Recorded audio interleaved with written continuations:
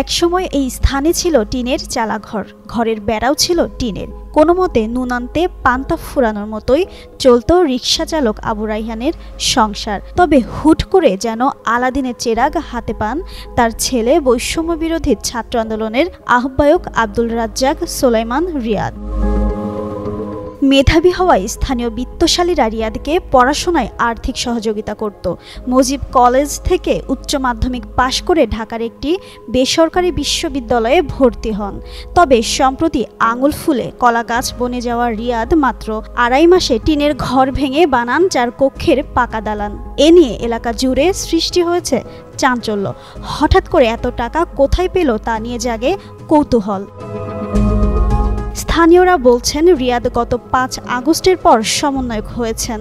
মাত্র 2.5 মাস আগে শুরু হওয়া এই ভবনের ছাদ ঢালাই হয়েছে গত সপ্তাহে। আগে সংসারে অভাব অনটন থাকলেও এখন অনেকটা সচ্ছল তারা। দামি মোটরসাইকেল কিনেছেন রিয়াদ, রিকশা চালানো বাদ দিয়েছেন তার বাবা। পরিবর্তন এসেছে বড় ভাইয়ের জীবনেও। ছেলেটি মেধাবী ছিল এবং এলাকা বিত্তবানদের সহযোগিতা সে পড়াশোনা করেছে, দারিদ্র পরিবার থেকে সে বেড়ে ওঠা। কিন্তু এখন যে পরিস্থিতি হয়েছে, এই পরিস্থিতিতে আমরা এলাকাবাসী এটা মোটেই কাম্য নয় এবং বোধগম্য নয়। আমরা তার দৃষ্টান্তমূলক শাস্তি দাবি করছি এবং এলাকার হিসাবে আমরা আজকে বাক্রুদ্ধ এবং আমরা লজ্জিত। গত 8-9 মাসের ভিতরে সে যেমন আলাউদ্দিনের চেরাগের মতো সে ফুরফুর করে সামনের দিকে এগিয়ে যাচ্ছে, ঘর দরজা করছে, জায়গা জমি করতেছে, ব্যাংক বিলিংস আছে। সে কোথায় হয়েছে সেটা আমরা জানি না। আমরা চ্যানেলে দেখতে পেরেছি যে একটা বা ছাতাবাজি বা যেটাই হোক মামলাতে সে অ্যারেস্ট হয়েছে। আমরা দুঃখ প্রকাশ করতে এলাকাবাসীর পক্ষ থেকে, কারণ সে মেধাবী ছাত্র ছিল। যদি অপরাধী অবশ্য তার আমরা এটার বিচার কামনা করি আমরা অবশ্যই।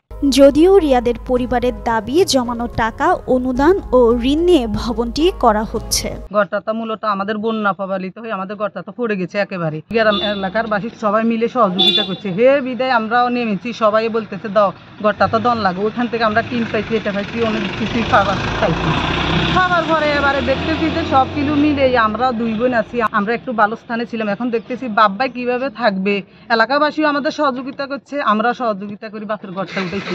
আমার আব্বু কিছু টাকা কিস্তি থেকে নিয়েছে, আমার বোনের জামে কিস্তি থেকে নিয়েছে, আমি কিস্তি থেকে কিছু টাকা নিয়ে দিয়ে দিচ্ছি। আমাদের এলাকাবাসী থেকে আইছে, ইসলামী ফাউন্ডেশন থেকে আমাদের কিছু টাকা আইছে, এগুলো নিয়ে আমরা দিচ্ছি। গেল রোববার রাজধানীর গুলশানে সাবেক এক এমপির বাসায় চাঁদাবাজির ঘটনায় গ্রেপ্তার হয় রিয়াদ। 50 লাখ টাকা চাঁদাবাজির মামলা হয়েছে তার বিরুদ্ধে।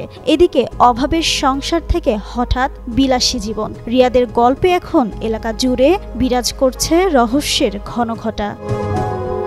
জিন্নাত আরা ঋতু, যুগান্তর নিউজ।